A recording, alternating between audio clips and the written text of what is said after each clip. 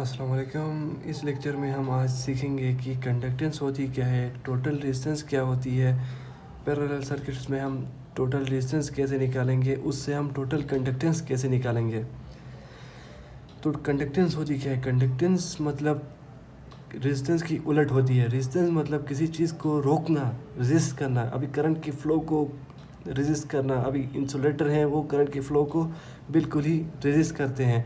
लेकिन कंडक्टेंस क्या होती है? करंट की फ़्लो ज़्यादा से ज़्यादा, अभी गुड कंडक्टर्स हैं उनमें करंट की फ़्लो ज़्यादा से ज़्यादा हो रही है, उनमें कंडक्टेंस ज़्यादा हो रही है और रेजिस्टेंस कम हो रही है। अब इंसुलेटर में रेजिस्टेंस ज़्यादा हो रही है और कंडक्टेंस कम हो रही है, इसीलिए ये दोनों आपस में अपोजिट हैं।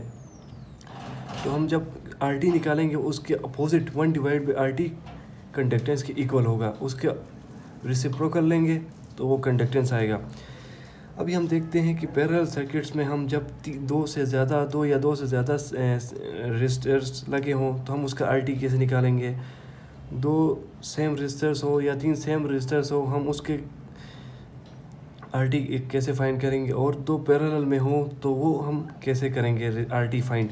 तो यहाँ पे हमारे पास एक एग्जांपल है, इसमें हमारे पास तीन रजिस्टर लगे हुए हैं सर्किट पे 1, 2 और 3। हमें इसका निकालना है आर टी निकालने का हमारे पास फार्मूला क्या है? R T is equal to 1/RT plus 1/R2 plus 1/R3। यहाँ पे आर टी 1/RT है, ये मैंने यहाँ पे थोड़ी मिस्टेक की हुई है। यहाँ पे 1/RT is equal to 1/R1 plus 1/R2 plus 1/R3 होगा।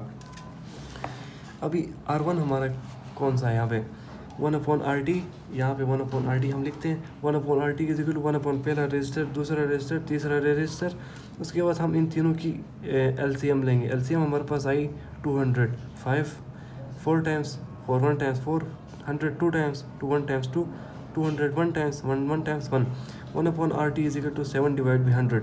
अभी हम इसको करेंगे क्रॉस मल्टीप्लाई। इक्वलिटी की साइन में हमेशा क्रॉस मल्टीप्लाई होती है। RT इज इक्वल टू 200 आ रहा था, तो RT is equal to 200 divide by 7 is equal to 28.7 ohms आ गया। अब इसका हम कंडक्टेंस कैसे फाइंड करेंगे? टोटल कंडक्टेंस आएगा, total conductance is equal to 1/RT, resistance का रेसिप्रोकल 1/28.57 हमने जो लाया था यहाँ पे लिखा, इसको डिवाइड किया, हमारे पास 0.035 आ गया। कंडक्टेंस की हमेशा यूनिट होती है सीमन, इसकी साइन ऐसी होगी, उल्टा ओम, ओम का उल्टा, इसका नाम है सीमन। अभी हमारे पास एक यहाँ पे एक रजिस्टर है, उसमें दो रजिस्टर लगे हुए हैं और वो है एक दूसरे के साथ पैरेलल में। हमें इनका पहले टोटल रेजिस्टेंस निकालना है, उसके बाद टोटल कंडक्टेंस निकालना है। ये पेपर में सवाल बन सकता है। आर टी इज इक्वल, यहाँ पर हमारे पास एक फार्मूला है, दो रजिस्टर्स हमेशा पैरेलल में लगे हों तो उनको हम इस फार्मूले की मदद से हम उसकी आर टी निकाल दें। R1 multiply by R2, R1 plus R2, इनमें से किसी को भी आप R1 R2 नाम दे सकते हैं, लेकिन ये फार्मूला ऐसा ही होगा। R1 multiply by R2 divide by R1 plus R2। Values put की और मल्टीप्लाई किया, डिवाइड किया, 10 किलो ओम हमारे पास आंसर है। किलो क्यों आया? यहाँ पे हमारे पास किलो में ही गिवन था, हमारे पास रजिस्टर किलो में ही गिवन था।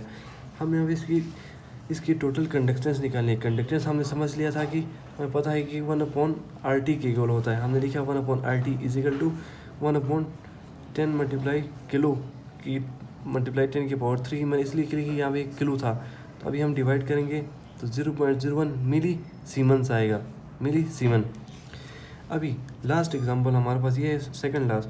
हमारे पास एक क्वेश्चन है जिसमें हमारे पास तीन रजिस्टर हैं, तीन रजिस्टर सारे पैरेलल में लगे हुए हैं, लेकिन इनकी वैल्यूज़ देखें तो सारी की सारी वैल्यूज़ सेम है। तो ये भी सेम है, ये भी 27 है, ये भी 27 है। इसके लिए हमारे पास एक शॉर्ट फार्मूला है, resistance divide by number of resistance. R T find करने के लिए हमारे पास ये फार्मूला है। अगर पैरेलल में सेम रेजिस्टेंस हो, सेम वैल्यू हो रेजिस्टेंस की, तो हम इस फार्मूले से करेंगे। R T is equal to R divide by N, resistance divide by number of resistors is equal to 27 resistance था, नंबर ऑफ रजिस्टर्स कितनी है 1 2 3, हमने लिखा 3 इज इक्वल टू 9 ओम। अभी टोटल कंडक्टेंस में हमने क्या किया, इसको 1/RT, टोटल कंडक्टेंस इक्वल होता है 1/RT के, तो हमने लिखा 1/RT की वैल्यू, ये डिवाइड किया सीमन, इसी तरह लिखा।